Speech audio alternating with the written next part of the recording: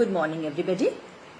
আজকে আমরা ক্লাস 9-এর lesson 5 all summer in a day এটির কিছু অংশ পড়ব।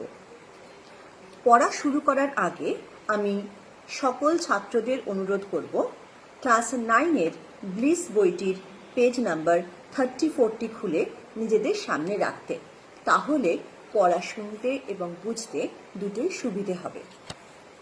যেহেতু এটি একটি অনলাইন ক্লাস, তাই দুতরফের কাছেই বই এবং অন্যান্য যাবতীয় সরঞ্জাম থাকা আবশ্যক। আমি ছাত্রদের অনুরোধ করব তোমরা বই এবং তার সাথে একটি নোটবুক ও পেন তোমাদের সঙ্গে রাখবে। কোনো ইম্পর্টেন্ট শব্দ যেটি এখানে বলা হবে সেগুলো তোমরা সঙ্গে সঙ্গে কপি করে নেবে, অথবা ভিডিওটি পজ করে কথাগুলি লিখে নিয়ে আবার ভিডিওটি চালাবে।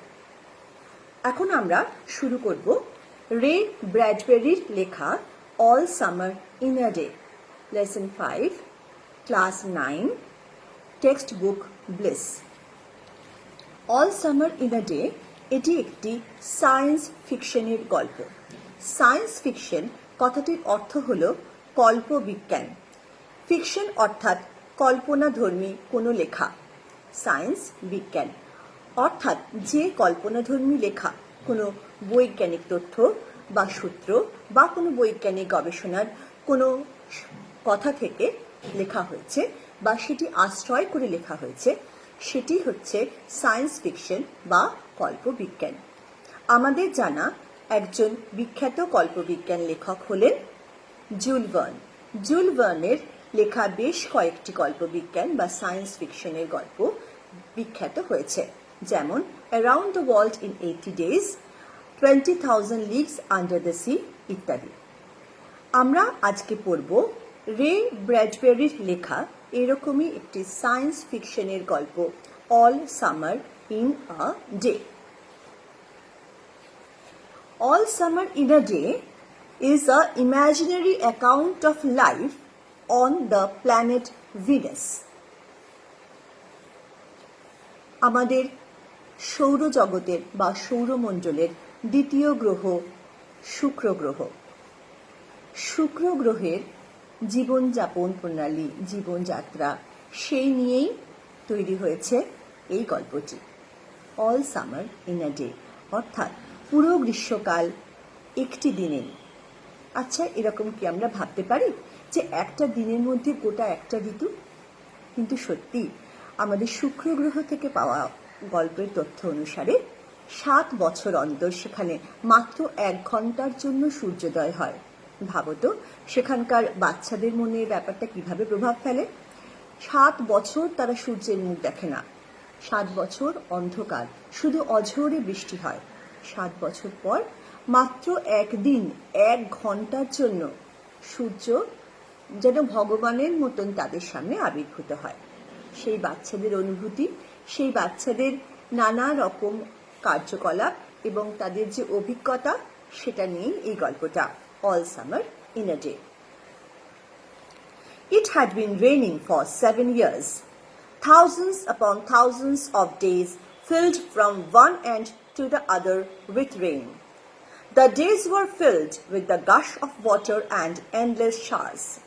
Heavy storms caused tidal waves to come over the islands.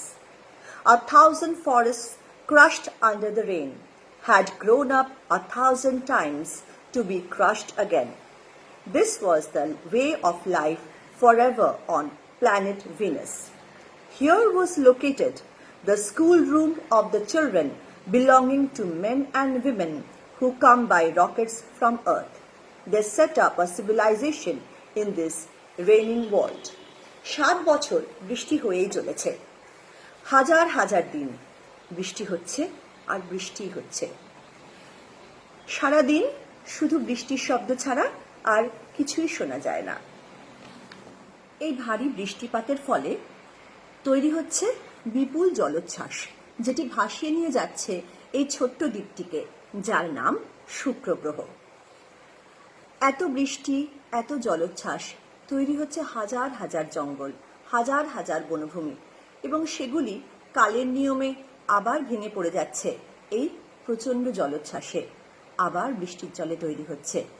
এইভাবেই গতানুগতিকভাবেই এক বৃষ্টিমুখর গ্রহ হিসেবে দিন যাপন করে চলেছে শুক্র গ্রহ। এখানে কিন্তু আছে একটি স্কুল বিল্ডিং, একটি স্কুল রুম। কাদের না সেই সকল শিশুদের যাদের বাবা মায়েরা রকেটে করে পৃথিবী থেকে এসে এখানে বসতি স্থাপন করেছেন, তৈরি করেছেন এক নতুন সভ্যতা। Ready? Ready now, soon. Will it happen today? Will it? Look look, see for yourself. আজকেই হবে? হবেই? তোমরা সবাই তৈরি? কি হবে আজকে? দেখাই যাবে নিজের চোখেই, ছেলেরা দেখতে পাবে। The children in the schoolroom chattered and pressed to each other like so many roses. They peered out of the window to look at the hidden sun. It rained. স্কুলরুমে বাচ্চারা নিজেদের মধ্যে কোলাহল, হট্টগোল এবং পরস্পরের সঙ্গে ধাক্কাধাক্কি করে চলেছে যেন এক গোছা গোলাপ ফুল। তারা সকলে মিলে একসাথে জানলা দিয়ে উঁকি মেরে সেই লুকোনো সূর্যটাকে দেখার চেষ্টা করছে। তখনও কিন্তু বৃষ্টি হয়েই চলেছে। It's stopping, it's stopping. The children were all 9 years old. When the sun came out last time, 7 years ago, they were too young. They could not recall the sun when it came out for just an hour and showed its face to the stunned world. It's stopping, it's stopping. কি বন্ধ হয়ে যাচ্ছে? বৃষ্টি। বৃষ্টির ধারা, বৃষ্টির গতি আস্তে আস্তে কমে যাচ্ছে। বৃষ্টি যেন আস্তে আস্তে থেমে যাচ্ছে। এই যে ছেলেদের কথা এই গল্পে বলা হয়েছে, তারা সবাই 9 বছর বয়স্ক ছেলেপুলে। যখন 7 বছর আগে সূর্য উঠেছিল তখন তারা সবাই ছিল 2 বছর বয়সী শিশু। তখন ওই 1 ঘন্টার জন্য যে সূর্য উঠেছিল তাকে দেখা বা বোঝার মতন বোধ এদের ছিল না। তাদের মনেই নেই সেই সূর্যের কথা, যেটা 1 ঘন্টার জন্য এসে এই পৃথিবীকে অবাক করে দিয়ে চলে গেছে। পৃথিবী মানে আমাদের পৃথিবী গ্রহ নয়, এখানে ওয়ার্ল্ড মানে হচ্ছে তাদের জগৎ, অর্থাৎ সেটা কিনা শুক্র গ্রহ। All day yesterday they had read in the class about the sun. They learned how like a lemon it was and how hot. They had written small stories, essays or poems about it. গতকাল তারা ক্লাসে এই সূর্যের বিষয়ে পড়েছে।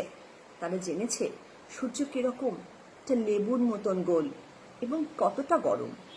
তারা নিজেদের মধ্যে ছোট গল্প, এসে অর্থাৎ প্রবন্ধ এবং কবিতাও লিখেছে। কিরকম লিখেছে? I think the sun is a flower that blooms for just 1 hour. সূর্য একটা ফুল যেটা 1 ঘন্টার জন্যই ফোটে। That was yesterday. Today, at this moment, the rain was slackening. The children gathered at the great thick windows. Where's our teacher? She'll be back. She must hurry or she'll miss it. The rain slackened still more. আজকে বৃষ্টি কমছে। ছেলেরা ব্যাকুল, বিহ্বল, তারা অপেক্ষা করছে কখন সেই অদ্ভুত সুন্দর সময়টা আসবে, কখন সূর্য উঠে তাদের সকলকে ধন্য করবে। তারা সবাই খুঁজছে তাদের টিচারকে। টিচার আসবেন, খুব শীঘ্রই আসবেন।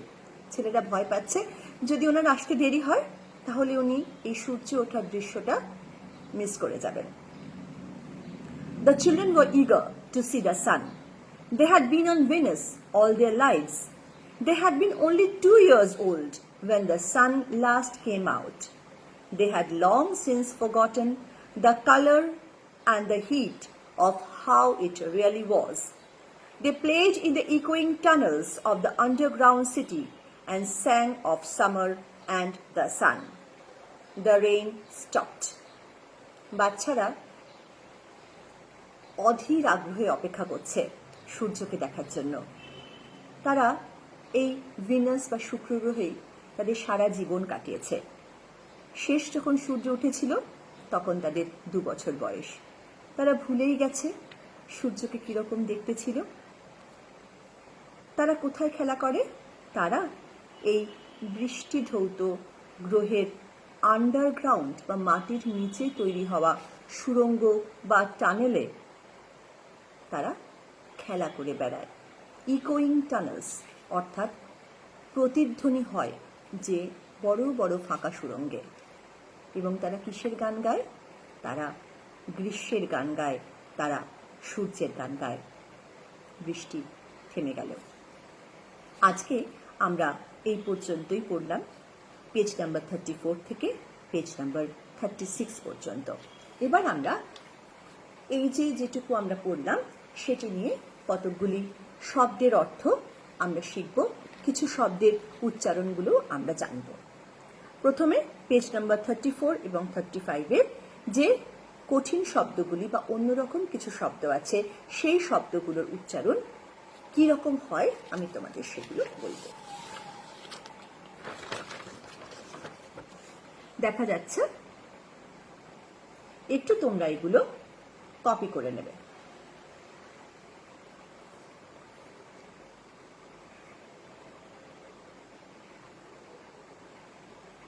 এখানে যে শব্দগুলি দেওয়া আছে সেগুলি হলো raining, thousands, gush, showers, tidal, crushed, located, rockets, civilisation, chattered, peered, hidden আর প্রেসড।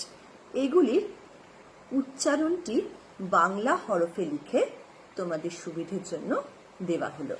এবার আমরা কতগুলো শব্দ বা বাক্যাংশের অর্থ আমরা জেনে নেব। প্রথমে আমরা যে শব্দটা মানে আমরা আলোচনা করেছি এর আগে, সেটা হচ্ছে গাশ অফ ওয়াটার।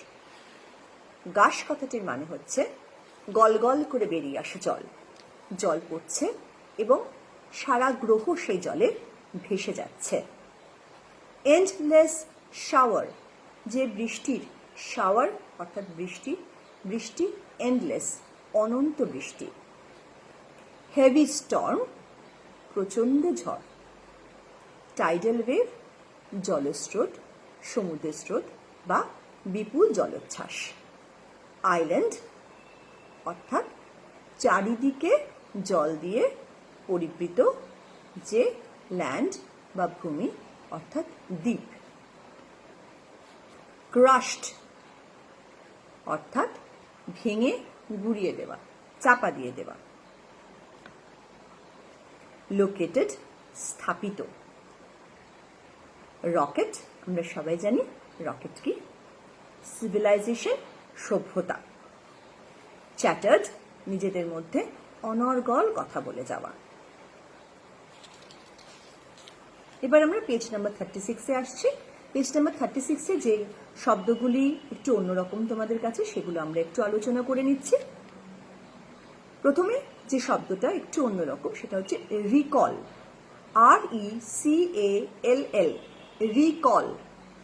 রিকল মানে হচ্ছে রিমেম্বার, মনে করা বা স্মৃতিতে আনা বা স্মৃতিচারণ করা। স্টান্ড, STUNNED,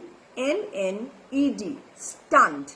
স্টান্ড মানে হচ্ছে বাকরুদ্ধ হয়ে যাওয়া বা বিস্ময়ে বাক বন্ধ হয়ে যাওয়া। LEMON, লেমন, লেবু। ব্লুমস, BLOOMS, ব্লুমস মানে ফুটে ওঠে। তারপরে একটি কঠিন শব্দ স্ল্যাকেনিং, SLACKENING, স্ল্যাকেনিং মানে হচ্ছে লেসেনিং, লেস কমে যাওয়া, কমছে। The children were eager, eager একটি অন্য শব্দ, EAGER তোমাদের কাছে একটু নতুন। ইগার মানে তারা অধীর, তারা অধীরভাবে অপেক্ষা করছে।